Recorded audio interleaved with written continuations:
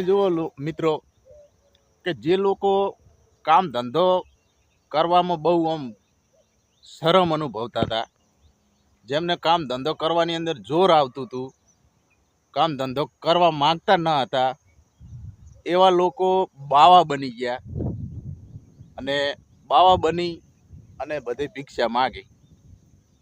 અને અમુક લોકો તમે જુઓ પોતાનો ધંધો વધારવા માટે એ બાવા જોડે દોરાન ધાગા કરાવેલો. હા શું હવે અહીંયાનાથી ધંધો થયો હોત ને સારું થયું હોત તો પછી એ રે ધંધો કરીને આગળ ના આવે, બાવા શું કેમ બને? બાવા બની ગયા. મેં વળી હમણાં મોજમાં આવી અને મારી પ્રેમિકાને એક પ્રેમ પત્ર લખ્યો અને આ જમાનાના એક કબૂતરને પકડીને એના ગળે પત્ર બાંધી અને મારે પ્રેમિકાને આપવા મેં તો મોકલી. અને મારા કમ નસીબે એ કબૂતર સીધું મારી પત્નીને જઈને પત્ર આપી આવી. હવે શું કરવું એ કઈ ખબર પડતી નહીં. આ ડાળવા ક્ષેત્રમાં રખડારા ઘરે જવાની બીક લાગે છે.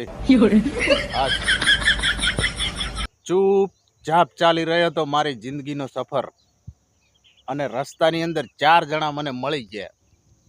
WhatsApp, Facebook, Instagram, Messenger. તારનું તો તમે જુઓ ને, જિંદગી ચાલી અબ્બો ડબ્બો અને હાવ જબા જેવી થઈ ગઈ ખરેખર. તમે જુઓ આ વર્ષ બદલાય, સાલ બદલાય, પણ એવી હિંમત કોદાડો છે આપણાની અંદર હિંમત. આ સાળો બદલીને જ બતાવો, સાલું જોખમ તો પૂરેપૂરું હો. સાલું એક વાતનું મેં સંશોધન કર્યું એટલે મને જાણવા મળ્યું કે છોકરીઓ તો બધાની જોડે હોય અને સારી હોય, બધા માવતરના જોડે છોકરીઓ એમની સારી જ હોય. પછી વિચાર એવો થયો, જાણવા એવું મળ્યું કે આ ખતરનાક બૈરા આવે છે ક્યાંથી ખબર પડતી નથી.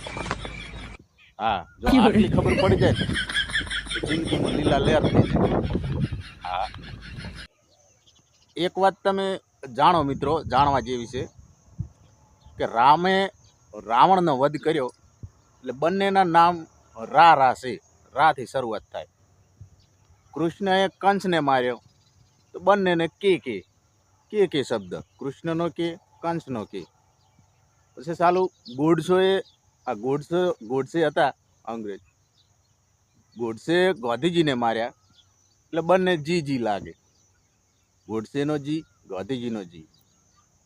પછી આ ઓબામાએ ઓસામને માર્યો આતંકવાદી એટલે એ પણ ઓસામનો ઓ, ઓબામાનો ઓ.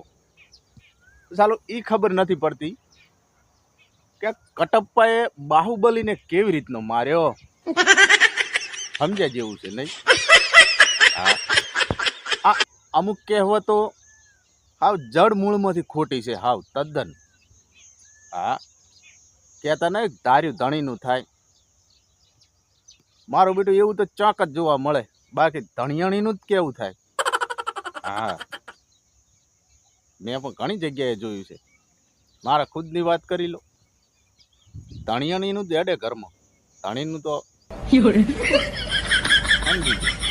આ પ્રેમની અંદર તમે જુઓ, પ્રેમમાં તૂટે બધું. હા, બીજું કોઈ છે નહીં આમાં. સૌથી પહેલાં ફૂલ તૂટે અને પછી ચાંદ તારા તૂટે. હા, અને પછી સમય જાતા હાથ પગ તૂટે અને દિલે તૂટે. છેલ્લે મોબાઈલ અને સિમ કાર્ડ તૂટે. બાકી આમાં કઈ લોબુ લેવાનું નથી. હા, પ્રેમમાં બધું તૂટે. ચાલું દિલ ઉપર પથ્થર રાખી અને જેને હું ભૂલવાની કોશિશ કરી રહ્યો છું ને, પણ સાલો નાની પથરી બની અને આજે કિડનીમાં ચોંટી ગયો. બોલો, બહુ દુખે બાપા, બહુ દુખે. માણસ ગમે એટલા મંદિરોમાં જાય કે કોઈ તીર્થ સ્થાનો ઉપર જાય, જાત્રાઓ કરવા, ધર્મસ્થળો ઉપર જાય, પણ જો પોતાનો ભાવ કે સ્વભાવ સુધારી ના શકતો હોય ને તો એ તળાવે જઈ અને પણ તરસ્યો રહેવાનો છે. હા, જે માણસ બધાને ભેગા કરવા, ખુશ રાખવા આવી મહેનત કરતો હોય અને રુચિ દાખવતો હોય છે, એ માણસ છેલ્લે બિચારો એકાંતમાં એકલો રડતો હોય છે. બોલો. હા, જમાનો એ ટાઈપનો છે. હા, મારી પત્ની કે અમારા ગળાની અંદર મંગળસૂત્ર અને માંગમાં અમે જે સિંદૂર લગાવીએ એ જોઈને લોકો સમજી જાય કે આ પરિણીત મહિલા છે. એટલે મેં કીધું કે એમાં કોઈ નવાઈ નથી કર્યો, એમાં કોઈ મોટી નવાઈ ના કહેવાય. અમારા હાથમાં શાકભાજીની થેલી કોઈ જોવે ને તોય લોકો સમજી જાય કે આ ભાઈ પરણેલો છે. હકીકતની વાત છે યાર. હા.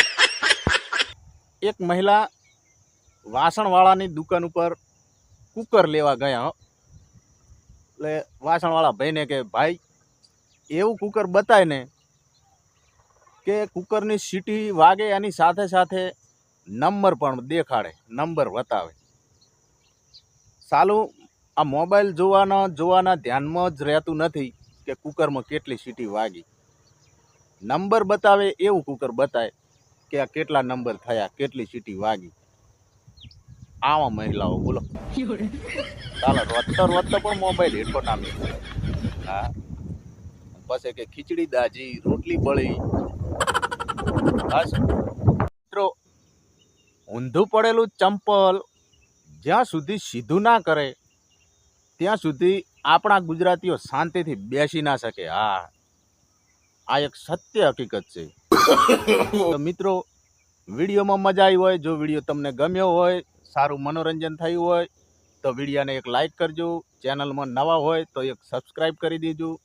તો મળીએ બીજા વિડીયોમાં નવા જોક્સો સાથે. ભરપૂર આનંદ લઈને આવશું. તો રજા માગું. જય માતાજી.